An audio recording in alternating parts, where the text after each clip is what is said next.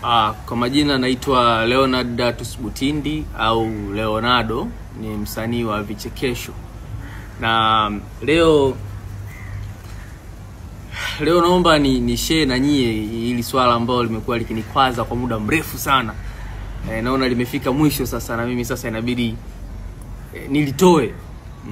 Mwaka jana mwezi kama wa 7 hivi, 2024, nilianza kushoot na msanii mwenzangu wa kike anaitwa Lucy Festo. Yeye anajiita kama Luivan, mitandaoni tunajulikana hivyo. Na tulianza vizuri, yani vizuri sana. Tumefanya kazi, baadaye akaja mambo ya hisia. Unajua mdada na mkaka wakiwa sehemu moja kwa muda mrefu, hisia zinakuja. Kwa tukawa wapenzi. Nijitahidi sana kubalance mambo ya kazi na mahusiano, wivu siwepo, yani mambo ya nyoke, lakini kiukweli kuna vitu viko vinatokea ambavyo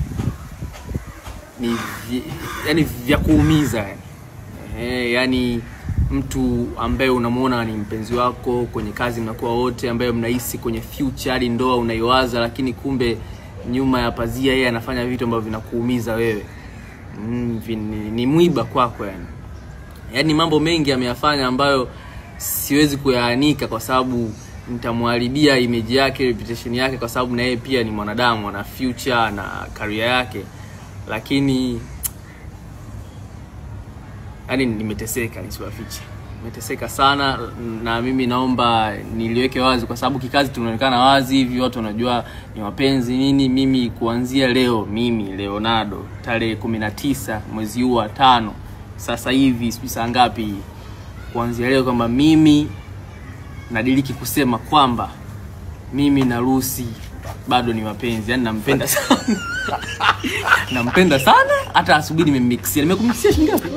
1,000 asubuhi. Kwa hiyo ndugu zangu, kama unampenda mpenzi wako vizuri, hakikisha kwamba unamixia. Sio lazima hiyo 1,000, 5,000 anaamka Jumatatu, Blue Monday, unamixia mpenzi wako 5,000, 10,000, 3,000, 2,000. Mapenzi ya moto. Hakuna lolote, hatujagombana jamani. Nampenda sana Lucy, unanipenda nani? Nampenda sana, nipenda sana. Kwa hiyo mixie mpenzi wako, unapata mix point. Ukimix, ukifanya muamala kutumia mix by Yas, unapata mix points ambazo unaweza kuzibadilisha zikawa dakika, SMS au nini, unarudisha kama hela. Kwa hiyo unamixia mpenzi wako, alafu Yas anakurudishia kama hela. Unipata vizuri hapo. Kwa hiyo sisi bado sana, mtatuona sana, tutashoot. Tumeanza wembamba mpaka sasa hivi tunakuwa matukunyema. Kwa hiyo tupo pamoja. Ndugu yangu, au unasemaje? Mpya afanye ile kitu hivi.